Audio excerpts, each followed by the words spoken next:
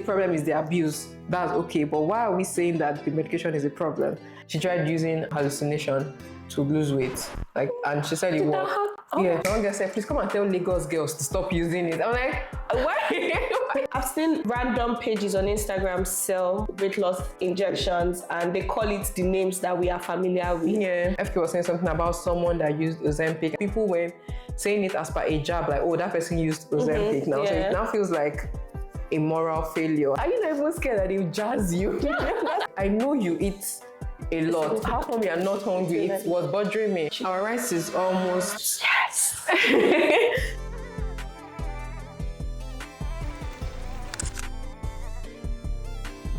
Hello, boys and girls. Hello, all. I mean, that's... Hello, everybody. I don't be saying hi, guys, anymore. But hello, everybody. So today we are discussing OZEMPIC, weight loss surgeries, GLP-1, weight loss medication, and all those things. So should you use it? Should you not use it? Is it a moral failure? When should you use it? What should you consider? I'm going to be sitting down with Dr. Oge. She's a GP in the NHS, and she's going to be answering all these questions. And I really, really, really think you'll find it helpful. And it's important to note that this is not medical advice. This is a general conversation with a doctor. And if you want to use any of these things, you should see your GP and have a conversation with a specialist and have a multidisciplinary approach towards it. Please do not take anything we say here as medical advice and do not make any decision for yourself from here as medical advice. Also, every statement made in the video today was accurate at the time of recording and at the time it was said. Science is dynamic and things change. So if things change over time, we might change this, we might re-record, and if we do not, it's important to know that it was accurate at the time it was recorded. Thank you, and let me know what you think at the end of it. Enjoy. For the purpose of this video, I shall call you Dr. Oge Trout as a respect for your, for who you are. Just introduce me as Dr. Oge, then we can carry on. No. Respect, man. Your vlogs. Okay, so today I have Dr. Oge. Yeah, are you a GP, NHS? I don't know how GP used to classify these things, to be honest. Please introduce yourself. Thank you for the honor. I'm privileged to be here. Thanks so much. My name is Oge. I am a GP. Oh. Yeah, and I work with the NHS. Oh, that's nice. So that's why I brought her here to come and answer questions for us about OZEMPIC, weight loss surgeries. Well, instead of using the OZEMPIC, GLP-1, those things, and questions that people might have. When I asked on Instagram for people to ask me questions, a lot of people said, oh, go live. I said, no, I'm not doing this live. But one of the makers, one girl said, please come and tell Lagos girls to stop using it. I'm like, why? I said, ask questions. I said, come and tell Lagos girls. But we'll get into all of it because it seems like a very divisive thing where, especially when this lady, Serena Williams, came out with it and said people went... The outrage was a lot. Yes, the outrage was a lot. And now there are some foods that people make and they say GLP-1 friendly and stuff like that. So food production companies to announce. So everybody just like, oh, it's not good. Direction, yeah, it's not good. I'm like, I don't know, to be honest. And this is not even a moral conversation. This is not, is it good, is it bad? This is extremely scientific. What does science say? What does medicine say? And that's why I brought Dr. Oge, because I don't know. But I might know. Dr. Oge knows. But today we are going to be cooking native rice together. So before we start the questions, we have our sauce ready. Then we're just going to rinse the rice into the pot and we're going to do that. But before then, how are you and how was your week? It was good. How is life as a GP? Exciting. It's a lot of work, but it's fun. I like it for the most part. If my GP is not answering me, can I come and meet you? Unfortunately, no. That's not how it works. It's funny because I get that question a lot. Because in Nigeria, you can't just... ask anybody. No. Sorry. I'm sure that people have that question. If they don't, I have the question. Why is it so hard to get appointments? I don't know, it's a multifactorial problem, to be honest. There is a bit where we don't have enough doctors or GPs working. I don't know, I guess we're just serving way more people than we are able to. But I think a lot of practices are trying to make changes. Where I work, we tend to see patients the same day they call to request appointments, which is surprising for a lot of people to hear. Yeah, exactly. I mean, I've not gotten that one, but that's nice. I mean, honestly, when last I call my GP? There is that. But you guys are a lot of humans in London. Ignore me. So today we are talking about GLP-1, the range of medication that was intended for diabetes, and now people use it for weight loss. How do you feel about it? I mean, I'm a doctor. It's a medication, so I don't have any personal bias, yes, about it. I look at it the same way I would look at a blood pressure medication or an antidepressant or paracetamol, that sort of thing. Yeah. I am more for it. Okay. In the sense that I completely believe in medicine. Not that I believe that everything is good, but I think that if the medication was intended for people with diabetes, that means it was supposed to help. So if it's happening for weight loss, I know people are abusing it. If the problem is the abuse, that's okay. But why are we saying that the medication is a problem? That's my own confusion in all of this. Yeah, so it's like, why? If it was intended for humans with diabetes, why are we now making it such a big deal? To be fair, I've tried to think about it, and I think there are so many layers to it. There is a bit where people see obesity or weight gain as a moral failing. Typically, or what we have seen in the past is you have to go into the gym, you have to make significant lifestyle changes, you have to eat healthy, and then you get to that healthy weight. So there is the initial hard work to be healthy. To get there. And now suddenly there is this magic medication that seemingly takes away all the hard labor, and you just have to use it and you're fine. So there is that bit of judgment from people with the ease of the medication. And then there is the bit where people are a bit more concerned because it's somewhat of a new medication. Okay. I think OZEMPIC specifically was licensed to be used as a type 2 diabetes treatment in the UK in 2019. Oh, that's very recent. So there are still concerns about what would be the long-term side effects and things like that, which we don't know. But usually, before these medications are brought out and available into the market, there's been loads of research and all of that done already. But again, there is still the bit where it needs to be exposed to a wider number of people to then know what the long-term impact would be. So I guess there is that bit of concern with people. And how people usually say big pharma, like big pharma wants to take your money. Yeah, exactly. But I guess a lot of those arguments might not really work in a place like the UK where you typically are only paying, should I say, a stipend for your medication because healthcare is not privatized. So actually don't benefit anything from giving you or not giving you. But yes, there's the thing about big pharma. It's such a thing on TikTok. What big pharma doesn't want you to know. Okay, so anyway, that's what it is. So if it was intended for diabetes, the way I understand it is that it is supposed to reduce the appetite. But then how does that work for diabetes? And, it's just so, was the break it down? I mean, if you explain physiology, I know it's because I went to school. I went to medical school. Yeah, you actually do. This is about audio, more seriousness. So if it's supposed to work for diabetes, but now it works for weight loss, what's the correlation? Yeah, what's the physiological thing that is happening there? So I think there is a bit of confusion in terms of the medications. Okay. So there are some of them that have been licensed strictly for weight loss. So like Wegovy, for example, it's mostly just weight loss. OZEMPIC was licensed only to treat type 2 diabetes. Okay. I think we had noted, or doctors had noted, that patients who were on the medication also had weight loss. So that was like a biological effect of the medication. Specifically, OZEMPIC or GLP-1 analogs, what they do is basically mimic the GLP-1 hormone. Okay. So the GLP-1 hormone, it feels so medical, but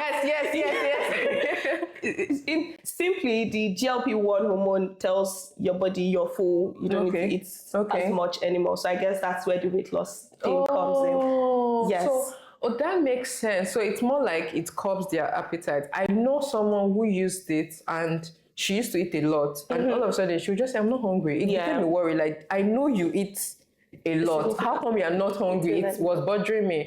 And then when they took her off the medication, her regular appetite came back. And I was like, right, it is this medication. Okay, so that's clear now. So now, online discourse versus medical reality. Why are people so against this medication? What is the problem? Is it that they see it as cheating? Yeah. So there is that bit. Yes, there is the bit where we've now taken away the hard labor of weight loss and made it so simple. Once a week injection, and you're losing a significant amount of weight. So there is that side of things, but there's also the concern about how new the medications are, and you're not sure about the long-term risks.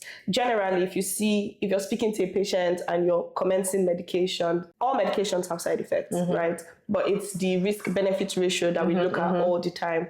So there is the bit where if you don't really need this medication, should you actually be on it because of the aesthetic benefits of this medication? So there is that side to the argument. There are so many layers, honestly. If someone doesn't need it but they want it, would you prescribe? The NHS at the moment for OZEMPIC, we are only licensed to prescribe that as a treatment for type 2 diabetes. And it's typically for patients who have tried 3 anti-diabetic medications and we haven't been able to control their blood sugar levels. That's the strict rule. There are some small adjustments here and there. Sometimes we can use it earlier than that, but overall that's typical use. The other weight loss injections like Mounjaro or Wegovy, we don't typically prescribe them. So you need to be referred on to secondary care, which is where you have more specialists managing weight loss that then can do that. So at the moment in the UK, the way to access it is going privately through your pharmacies. So that's why people are able to get it easily. But most people would rather hide it, because when OZEMPIC became like a thing and it was very popular, I would hear people not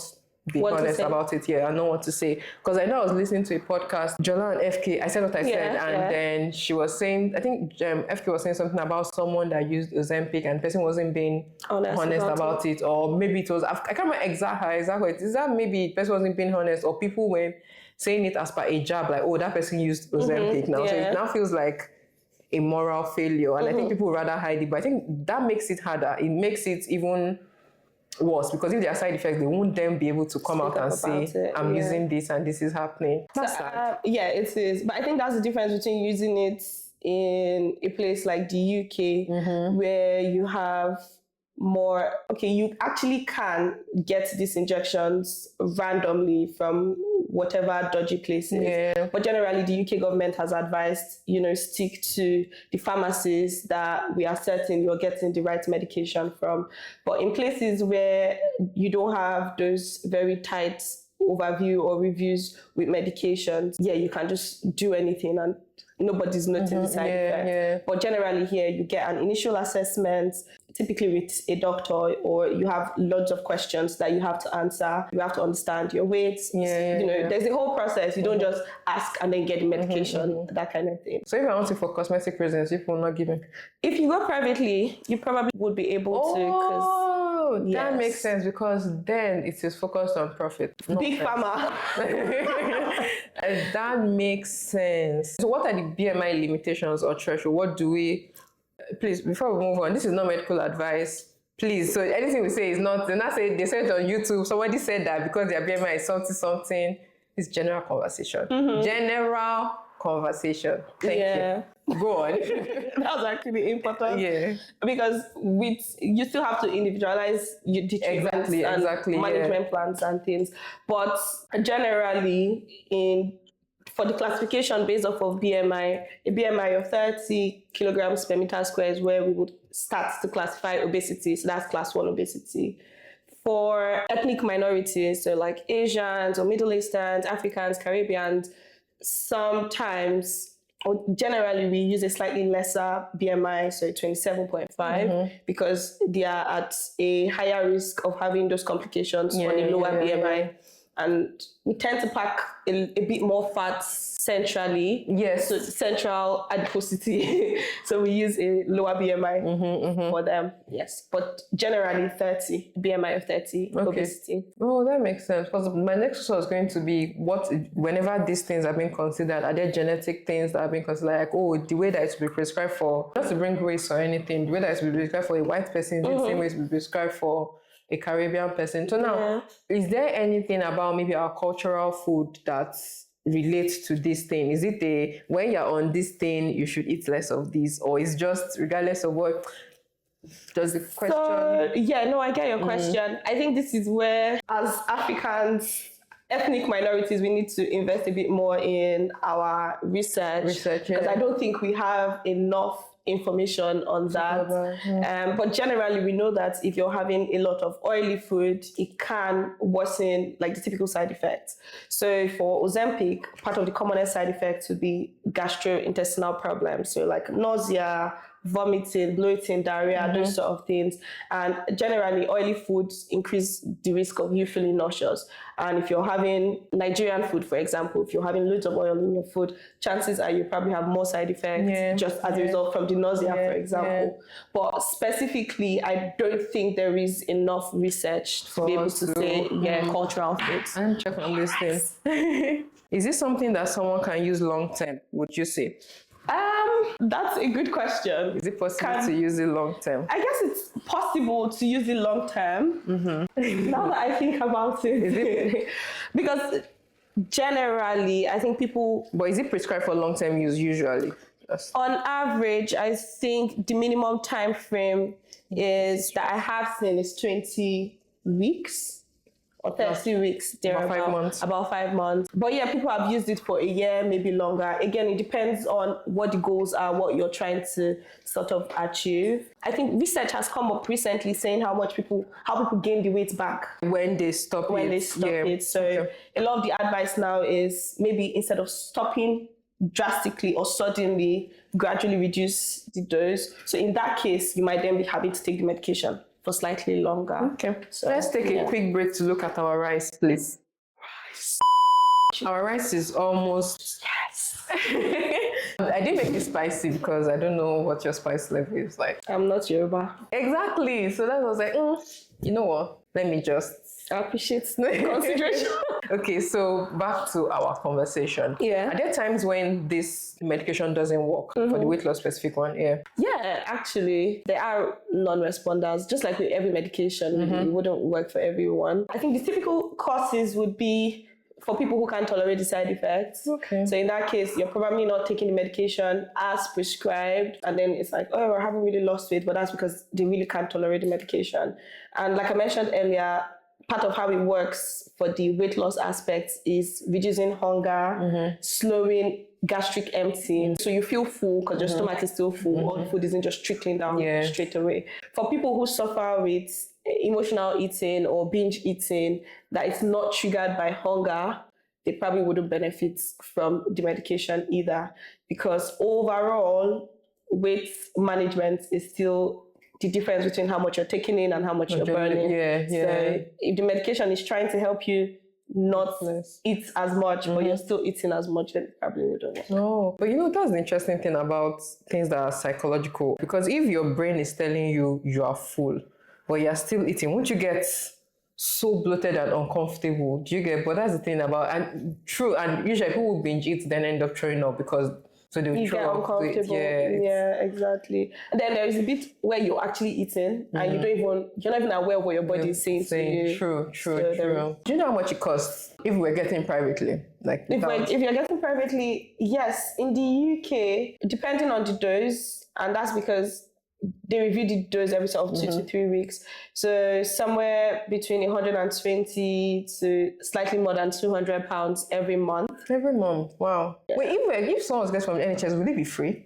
Yes. So if you qualified to have it under the NHS, yes, it will be free.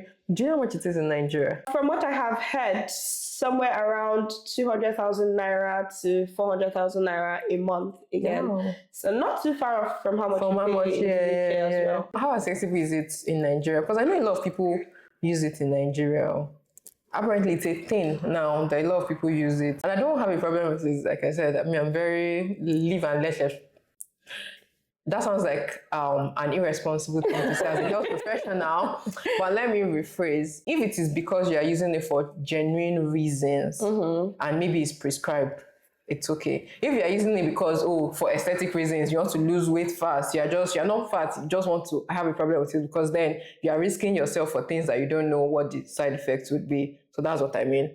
Yeah. So What was my question? I cannot talk too much.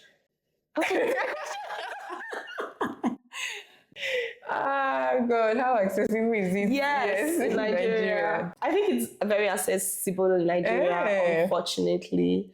And that's because you don't have as tight restrictions like you have in the UK, in Nigeria. I've seen random pages on Instagram sell weight loss injections, and they call it the names that we are familiar with. Yeah. Now, whether or not it's the actual semaglutide, which is the active ingredient in the medication that they are selling, I don't know. Where will someone buy weight loss medication on Instagram? You know what?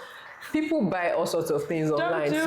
So I don't even know. Please don't do it. It's not safe. Yeah, exactly. You don't know who this person, you don't know what they are. But anyway, let's give a scenario. A person is, let's say, 20 to 30 pounds overweight. Pounds in kg is what? Honestly, I can't remember. So they have no health issues per se. And it's just, I want to look like me now. Okay, let's use me, for example. I've gained weight. I know it doesn't look like it, but I've gained weight. So when I came into this country, I was 65 kg. I don't think you've ever been 65 kg in your life, dummy. I'm now 75 kg. I don't know if I'm not taking me seriously. I can't because you're tall. So exactly. So the point is, like me now, I've added 10 kg extra from when I came to this country. Okay. So if I want, the way I'm looking at me sounds like a question. that is okay. One. Okay. So if someone wants it for plainly aesthetic reasons, what's your medical take? Not NHS aside though. Yeah. What's your medical take? So you coming to me as my friend and saying, okay, what do you think? Yeah. It's still there's still no blanket answer to give. But personally, my advice would probably be to not use it, especially when you don't have any other medical conditions in addition. For a lot of those people, really, some lifestyle modification, trying to move a bit more, eating more healthy, trying to be more cautious of your portions would actually do the work without risking your body to medication. To do that. So I wouldn't just see you and say, you look like your blood pressure might be a little high, let's give you blood pressure medication. Yeah, true. Same way I wouldn't do that for the injection. True. So. But for people who are obese, I think it will give them a head start. It could. Absolutely. Yes. Again, that's why in the UK, you're advised to get it from, the approved pharmacies where you're properly monitored, you're given advice, you're supported in terms of your diet, in terms of your exercise, because ultimately those things still need to be in place. Except you intend to use the medication forever, which is a tricky one if you don't have any other reason to continue using the medication, because it's like, okay, in 10 years, in 20 years, what are the side effects? Yeah, exactly. You still don't know that. Yeah. I don't think it's even possible, because if you now lose the weight, do you now just stay on it? Do you get, like, if you've lost the weight, will you continue the medication? So you still need to be able to modify and learn how to be disciplined and live healthy. So now we'll talk about weight loss surgeries, but let me check on our rice first. Yes, rice. Rice. Oh, this is nice, so. No, it's actually so good. Damola, you have done it again. We focus so much on eating the rice that we forgot to go back to it. So we're talking about weight loss surgeries. I know that that's something that people do now, and I've heard people say things like they did gastric bypass, some people say they tie their stomach. Which ones are the most common ones? And just can try to simplify them. There are quite a number of gastric surgeries, to be fair. I think the ones people commonly do are the gastric sleeve and the gastric bypass. So with the gastric sleeve, so the stomach, it has like a pouch, basically. So what they do, yes, it's a D. Yeah, with a cover. Why didn't we think we had? It's shaped like a D. So the oversimplified version of it is you're slicing the D, not in half. 80% of the D, you're getting rid of it. So you end up with almost like a rectangular, like a sleeve. That's why they call it a sleeve. So what you end up with is a thin stomach that looks like this, literally 20% of the stomach. So again, with that, you only eat a little and then you're full. So you're not taking in as much. That's the sleeve. Then the bypass, it's just like the name. It creates a pouch from the large stomach. You just create a small pouch connect it to the rest of the intestines. So it's a gastric bypass. So you're bypassing the entire or most of the stomach. So you just have a small bit to hold food, and then it goes straight down into the intestine. Yeah. And then there are a few others that are not as popular. Okay, that makes sense. And I think at the end of the day, this whole weight loss thing, there's still that moral thing, because I know someone who did a gastric bypass and she lost weight. So we were in conversation and someone was saying, the mom was like, oh, I lost weight. And she didn't hide that she did it. And when she left, the other person said it in a mocking way, like, oh, is it not bypass she did? As if that makes it less valuable. That makes it less important because she did a surgery. And I know the person used to struggle. And I've even heard that the person said she tried using hallucination to lose weight. Like, and she said it was. Yeah, she said so. Apparently they would. I don't know how they do it. So she would be in there's a way they did it. It was so. She said food would be disgusting to her, and she would not want to eat. But once the thing wore off, she's back to normal. It's not sustainable. It's crazy. The things people do, like, I'm like, how does that? Are you not even scared that they'll jazz you? That's such a Nigerian concern. But I mean, I guess, that's the bit with not fully understanding the struggles of people who are in larger bodies. So it's hard for us to even, I mean, it feels so extreme, but then that also makes you wonder how, difficult it must be for them to have to go to such extreme heights. So giving people a bit more grace overall, I think it's important. Yeah. I personally think if you have the money, and you are aware of the risks and the consequences. Informed consent. Exactly. You know what you are getting yourself into. Okay. Enjoy yourself. But not that people just go and then they think it's one. Because I know that there still needs to be some sort of diet and lifestyle changes. So not that people think that once they do it just means all is well. And there are possible risks that come with it. So just that awareness, that this is what I am doing, and I know I'm doing it on my chest. Honestly, I do agree with you completely. And that's why here you would not just come today and you're getting the medication. We need to do all of that assessment. We need to know your medical history, have some blood tests done, because yes, you're gaining weight, but there might be an underlying medical cause that if it's treated, you don't even need this injection anymore. But again, for me as a clinician, my general advice would always be to try the less risky options first. And it's part of the things we also ask, like, what have you tried? The NHS has really helpful resources for free. They've got Slimming World. Slimming World is free? I think Slimming World is free. Don't quote me on that. But I think Slimming World is free. But they have different names in different regions as well, that we definitely refer patients to, and they get support, like a 12-week kind of support, just to help give you that background information to move your life. But ultimately, even if you choose to use the injection, you still need to make those lifestyle changes. It's important. Unrelated health business question. How can we get them to refer Wagel to people? That's a good question. You can tell me off camera so I will not steal our idea. So are there any dietary changes required after surgery or OZEMPIC? Not typically, but again, there is the bit where the common thing will be fatty food or any food. If you notice that it makes your nausea or any side effects worse, you might want to regulate how much of that you eat. Even with the surgeries as well, because there are complications or there are side effects with the surgeries where sometimes your body is not digesting certain nutrients anymore as much. There's the risk of you having like diarrhea. People have suffered, like you just eat and it just literally runs through them, that sort of thing. So what was the question again? Are there any dietary No, not specifically. Again, they might have a bit more individualized advice, but overall, it's still trying to eat healthy. Yeah. Observe what works for you and what doesn't work for you. So if you have a large bowl of salad and it triggers you, I'm not saying use that as an excuse to not have salad, but if it increases, the episodes of you having diarrhea, then you might have less of that, stuff like that. Okay, that makes sense. So at the end of the day, it still sounds like everything should be multidisciplinary. So you're working with a specialist, you're working with a GP, you're working with a dietitian, you're working with this, you're working with everything together.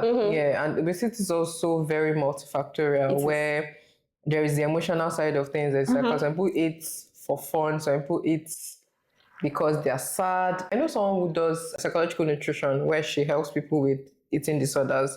That one is not a thing of food. It's not a thing of discipline. It is it's a mental thing. Yeah. It's a mental problem that requires that awareness of psychology to be able to help them. Exactly. So imagine someone has that kind of thing and then they're gaining weight or they're obese and you just tell them you just need to go to the gym more. It makes no difference for them because the root cause has not been addressed. Exactly. So and I think it's instances like that Ozempic might not work where they might still be having those behaviors. True. Yes. But I don't think there's any research that shows that Ozempic helps with emotional behaviors with food. No, I don't think really. I've seen any. No. If there are, I've not seen, but if you've seen when you're watching this video, let us know. Yeah, it'll be good to learn. It'll be good to learn, but I've not seen. Okay, we're actually coming to the end, and this rice was so nice. It was. If you could give one piece of advice, one piece of advice for Ozempic, one piece of advice for weight loss surgeries to a Nigerian, I would have said a Nigerian woman because I noticed that women are more, they're the ones that experience this whole pressure of losing weight and all of that more. So, but let's just say Nigerian generally for weight loss medication and weight loss surgery. So, medication. To be fair, I feel like the advice will still be similar for both of them. Basically, I would say remove the shame, but don't remove the responsibility. Word. Because that's what makes people go through, crooked corners and get into trouble with themselves or, with the medication. So just remove the shame. Sit with yourself for starters. Know your why. Know why you actually want to do this. See if there are things that you can adjust in your life that would actually not require you then going through that route. Then speak to specialists, not some random person, no offense to the influencers or whatever, but not some random person who just sets up a camera without any qualifications. So actually speak with people that know what they are doing. If you're in the UK, I think you're lucky because you can just go to a lot of the popular pharmacies and they have schemes to help. But just take away the shame. If you finally come to the decision that this is what you want to do, then take responsibility for it. Read up on it, do your research so you understand the risks and the benefits, and then you can make an informed decision. So speaking with a specialist or people with more information helps. And I completely believe in lifestyle changes, even for something as small as even things that are not even weight loss related. So there was a time, random, not nutrition related, a time when I had a pain in my foot and I went to the doctor, I went to the GP and I told them. And they told me to change my shoes. And it was an annoying advice because, like, why did I come to you and tell me to change my shoe? But really, after I changed my shoe, it helped. I didn't need to use any medication. So I feel like sometimes we don't realize how much sometimes So medication addresses the symptom, doesn't address the underlying root cause. So if you are able to adjust the root cause, it might even remove the need for the medication entirely. So that's something that it might seem like an annoying thing to say, but at the end of the day, that lifestyle, even something as little as when I used to sneeze a lot, I was wondering what am I allergic to. I realized it's because I used to use these candle things in my room and I was not opening my window. So by the time I wake up, I can't breathe. I'm wondering, oh my God, what's wrong? But one day I thought, wait, before I started using these candles, this was not happening. So I took it out of my room and left my window open. That didn't happen. I put it back in my room, left my window open. It happened, but it was less. Then I was able to say, but then I could have just gone to the hospital and tried to get medication and continue. And continue using it. But anyway, thank you so much for coming. Thank you for having me. Is there anything else is there anything else you want to share or say to us or to people generally about weight loss medicine and stuff like that? Weight loss or weight management is it's not a moral victory or a moral failing. So maybe it would be helpful if we look at weight the way we look at other medical conditions as well. But regardless of the body you find yourself in, give yourself grace and then just try to make the littlest changes. Really, we generally advise as the minimum 15 hours of moderate exercises, which can just be like brisk walking, 15 hours a week, and you've got 7 days in a week. So if you spread that across 7 days, I mean, I don't know people's individual experiences, but it seems pretty durable. So the littlest changes, modification in your lifestyle can bring such a massive improvements in your overall health. So consider that. Final notes: weight loss medication, weight loss injection, surgery are there for you. There are medical treatment options that are available for you. But as much as you can, obviously, when you speak to your clinician, they will individualize it specifically to your case or to your situation or whatever. But overall, try to leave that as a last resort as much as you can, because ultimately it still falls back on lifestyle modification. That's really important. Yeah. Even people with diabetes, people with hypertension, You still need that. They'll still first advise lifestyle modification before they now then prescribe medication. Thank you so much, Dr. Oge. Thank you for coming. It was inclusive a honor and honor. That thing, Sha, and honor inside. So thank you so much. Thank you for having me. I've had so much fun, and the food was amazing. I love it. Can I replace my fork with a spoon? Yes, you can, by all means.